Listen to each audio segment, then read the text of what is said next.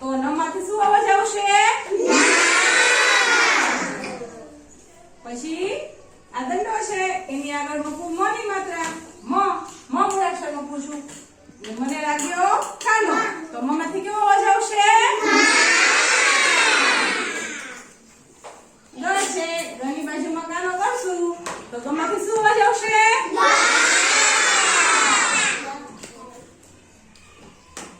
ઘરની બાજુમાં કાનો કરશું